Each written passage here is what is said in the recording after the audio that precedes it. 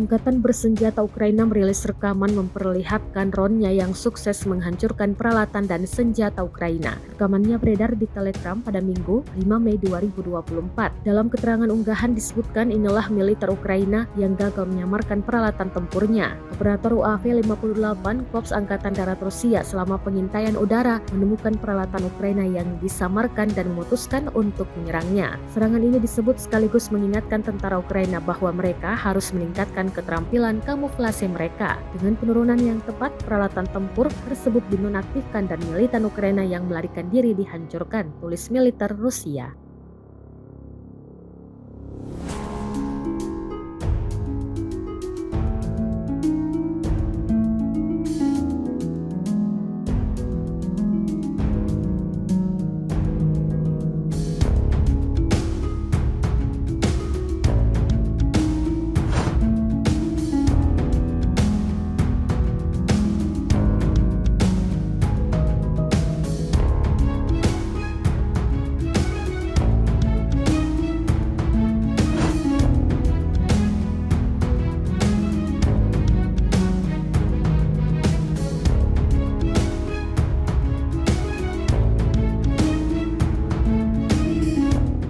Download Tribun X sekarang, menghadirkan lokal menjadi Indonesia.